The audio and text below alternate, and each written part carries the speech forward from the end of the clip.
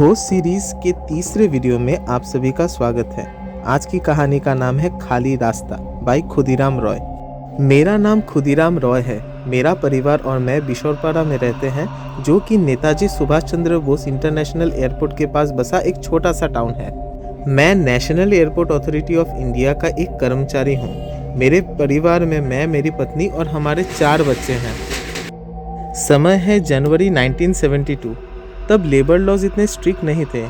हम लोग 28 घंटे 36 घंटे तक की ओवरटाइम ड्यूटी करते थे। कभी कभी 2 दिन में एक बार घर आते, नहा धो के फिर चले जाते थे ड्यूटी पे। ऐसे ही एक रात मैं ओवरटाइम करके रात के 2 बजे ऑफिस से निकला था। ऑफिस की गाड़ी मुझे बाकरा नामक एक स्थान पे छोड़ के चली गई। वहाँ से मुझे पैदल ही मेरे घर जाना था। मैं एक साहसी व्यक्ति हूँ। मुझे कभी भी किसी से डर नहीं लगता है और उस रास्ते से तो मैं हर रोज गुजरता हूँ। लेकिन वो रात बाकी रातों जैसी नहीं थी। चांद मेरे सिर के ऊपर मानो मुस्कुरा रहा था। आमतौर पर जितनी रोशनी रहती थी उससे कई ज्यादा रोशनी थी उस रात। रास्ता साफ और बहुत खूबसूरत सा लग रहा था। तभी मैंने एक सुगंध की अनुभूति की। वो सुगंध बड़ा ही जाना पहचाना सा लग रहा था, मानो मैं उस गंध का आदी था। लेकिन उस रात वो बहुत तेज और ज्यादा मनमोहक सी लग रही थी। मैंने अपनी हाथ घड़ी की तरफ देखा। समय था 2:35। सुगंध और भी तेज हो गई थी। मैंने पीछे मुड़ के देखा कि बहुत बड़ा सा एक आदमी मेरे पीछे पीछे चल के आ रहा है। पहले देखने में मुझे ऐसा लगा कि उसने अपने पैरों में बांस बांध लिया है और बहुत ही तेज चल के आ रहा है। वो मुझसे आधा किलोमीटर की दूरी में था, लेकिन 2-3 सेकंड के बाद एकदम से मेरे पीछे आ गया था।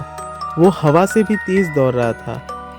मुझे जिंदगी में पहली बार डर लग रहा था।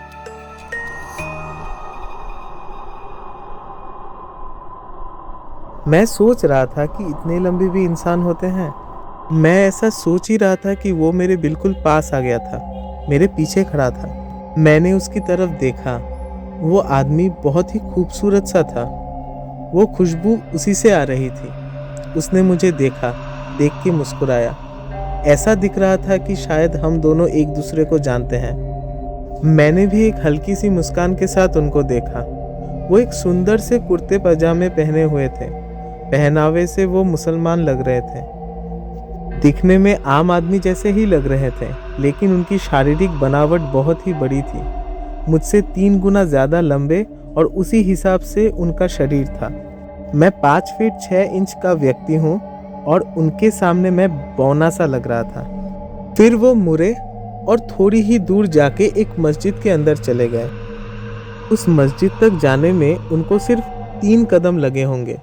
मुझे हालांकि 30 कदम लगेंगे उस मस्जिद तक पहुँचने में। मस्जिद का गेट बंद था और मैंने अपनी आंखों से उन्हें बिना गेट खोले मस्जिद के अंदर जाते देखा था। वो मस्जिद के अंदर ऐसे घुसे कि मानो कोई दीवार है ही नहीं। एक बंद गेट और एक दीवार के आर पार वो चले गए थे। वो गायब हो चुके थे। ये सब देखने के बाद मैं बहुत डर गया था। किसी तरह मैं गिरते पड़ते अपने घर पहुंचा। अगले दिन मैं नींद से उठा। मैंने मेरी पत्नी को सारी बातें बताई। उसने मुझे मस्जिद जाके पता करने के लिए कहा कि मुझे कोई खतरा तो नहीं, क्या मैंने कुछ ऐसा देखा जो मुझे देखना नहीं चाहिए था। मैं सुबह सुबह उस मस्जिद जा पहुंचा। मैंने मेरी पूरी बातें मौलवी साहब को बताई। वो मेरी तरफ देख के मुस्कुराए और बोले, आपका पाला एक अच्छे जिन से हुआ था।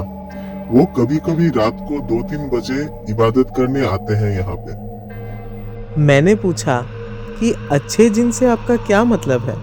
उन्होंने मुझसे कहा, अच्छे जिन से मेरा ये मतलब है कि अगर वो बुरे जिन होते तो आप आज जिंदा नहीं रहते। मौलवी साहब ने मुझे एक तावीज़ दी और कहा कि उनसे मुझे कोई खतरा नहीं है, लेकिन रात को उस समय बहुत सारे जिन आते रहते हैं और हर जिन अच्छा नहीं होता। और उस तावीज़ को पहनने से ना मैं किसी जिन को देख पाता और ना ही उनसे मुझे कोई खतरा रहता। मैं आज भी उसी रास्ते से रात को आता हूँ और कभी कभी वो तेज सुगंध मेरे पास से गुजरती है, लेकिन आज तक उसने मुझे कभी तंग नहीं किया। ये थी आज की कहानी खाली रास्ता। मिलेंगे किसी और एक दिन कोई और एक रोमांचक कहानी लेके।